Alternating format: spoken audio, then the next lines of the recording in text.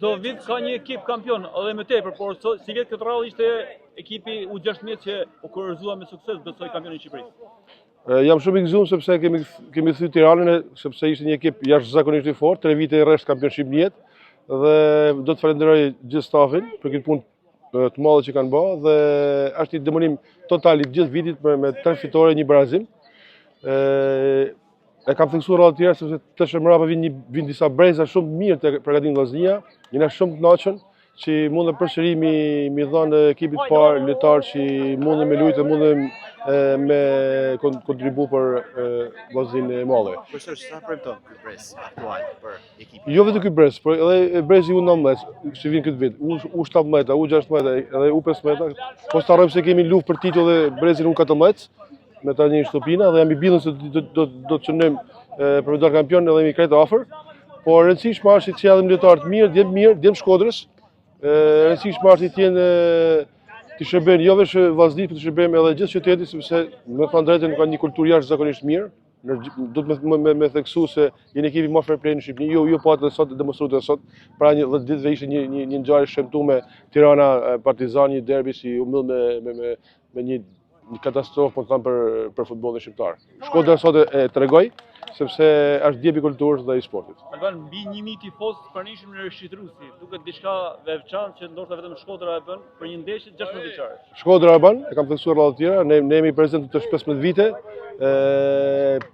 Tifozët e Shkodrës janë të nishëm, sidomos kur janë futbollistat shkodran dhe sot e treguan vetin sepse është një ndeshje si as në kategorinë parë ose Super League nuk i ka tifoza. Do t'i përshëndes nga ana ime, ana klubit dhe sinqerisht ju falenderoj edhe ju se jeni pjesë të gjithë vitit që ty në fëmijë po i bani reklamën e mirë që i duhet dhe të pa lodhën edhe sinqerisht ju kemi borx na si klub edhe si akademi sepse i pasiononi punën e për çdo jashtme të fëmijëve tonë, fëmijëve tuaj edhe fëmijëve shokëve tonë, miqve tonë që i përvaqësojnë falirën e vllaznisë. Shumë futbollistë të ardhme flitet nga kjo skuadër dhe skuadrat e tjera. Mund të pranojmë një emër konkret nga ana juaj? Shiko, te ky brez janë 5 lojtarë që janë të ekipit më të mirë të vitit, me Rej Shpuzën, kapiteni i skuadrës, numri 9, Gjeka, numri 4, më stoper, janë shumë 5-6 lojtarë, 7 lojtarë.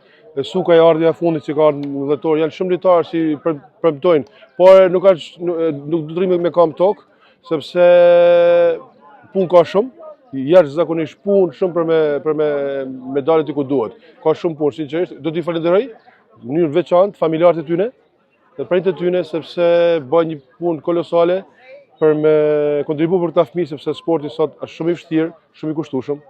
Dhe sinqerisht falenderoj jashtëzakonisht madh për ta, edhe asnjë shqetësim nuk kemi pas në akademi për shumë vite asnjë shqetësim nga prindërit e tyre, vetëm dashamirësh dhe përkrahas për fëmijët e tyre. Po flisni me shumë pasion për fëmijët, për prindërit, po në fakt kjo vjen në një kohë kur futbolli shqiptar edhe i moshave po mbushet me futbollistë huaj.